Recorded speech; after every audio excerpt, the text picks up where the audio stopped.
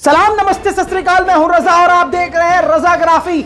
आतंकी वसीम रिजवी, सरकार की चाटुकारिता करने वाला कुत्ता वसीम रिजवी जोर से तमाचा खा चुका है सुप्रीम कोर्ट से।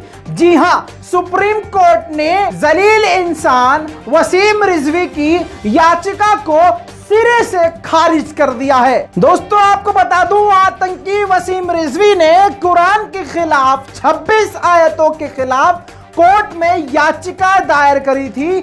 यह कदम उसने इसलिए उठाया ताकि भाजपा सरकार जो मुसलमानों से नफरत करती है, भाजपा सरकार को खुश करने के लिए यह आतंकी वसीम रिजवी कुरान के खिलाफ चला गया ताकि भाजपा सरकार खुश होकर इसके खिलाफ कोई भी सीबीआई इंक्वायरी ना करवाए और इसके खिलाफ कोई भी कार्रवाई ना हो और सरकार इसे संरक्षण देती रहे।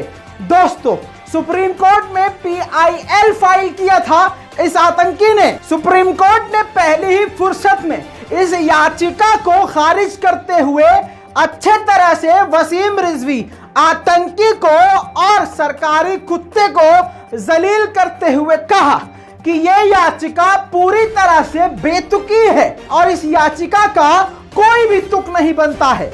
और साथ में और भी बातें बोलते हुए गीला जूता वसीम रिजवी के मुंह पर मारते हुए 50,000 का जुर्माना भी ठोका है। जस्टिस फली नरीमन, जस्टिस BR गवई और जस्टिस हर्षिकेश की बेंच ने इस मामले की सुनवाई करते हुए कहा कि ये जो कुरान के खिलाफ और 26 आयतों के खिलाफ वसीम रिजवी ने याचिका दायर करी है, ये पूरी तरह से पॉइंटलेस है, इसका कोई आधार नहीं है और ये पूरी याचिका भद्दी और बेकार है। यही सब बातें कहते हुए 50,000 का जुर्माना भी वसीम रिजवी आतंकी कुत्ते पर ठोका है।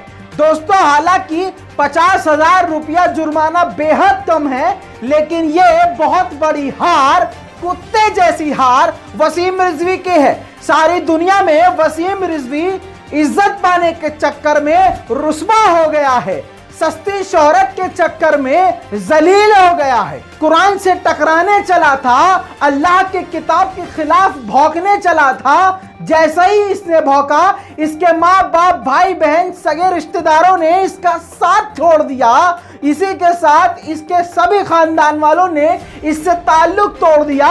अच्छी बात यह है कि जो पॉजिटिव हिंदू हैं इन्होंने भी इसका विरोध किया और आज कानूनी तौर से भी इसके मुंह पर जूता पड़ गया। इसीलिए कहा जाता है कि औकात इंसान को अपनी नहीं भूलनी चाहिए। हालांकि ये आखिरी कांड नहीं है, हम दावे से कह सकते हैं कि वसीम रिजवी फिर से सस्ती शोहरत पाने के लिए, फिर से सरकार का गू खाने के लिए कुछ नया काम बहुत जल्द फिर से करेगा। वसीम रिजवी ने कुरान की 26 आयतों के बारे में तर्क ये दिया कि ये 26 आयतें वो हैं जिसे पढ़कर, जिसकी मिसाल देकर, जिसका हवाला देकर मुसलमान आतंकी बनते हैं। वहीं पर इस बात को पूरी तरह से कोर्ट ने खारिज कर दिया। बताइए, बड़े बड़े आलिम दीन, धर्म गुरु को कुरान समझ में नहीं आया, लेकिन इस सुअर वसीम रिजवी को बहुत अच्छे से समझ में आ गया कि आतंकी इस वजह से बढ़ रहे हैं। हालांकि ये देख लीजिए, जो अपने ही ईमान पर नहीं है, जो खुद मुसलमान होके मुसलमान नहीं है, जो कुरान पढ़कर भी आज तक कुरान के खिलाफ नहीं बोल रहा था, लेकिन आधी उम्र गुजरने के बाद, सीबीआई जांच इसके खिलाफ शुरू होने के बाद, भाजपा की सत्ता से निकलने के बाद, जब भाजपा ने इसके सर से हाथ हटा लिया, तब इसको याद आया, अच्छा 26 कुरान की आयतें गलत हैं। तो सरकार को खुश करने के लिए एक नाकामयाब कोशिश इसने करी और पूरी दुनिया में जलील हो गया।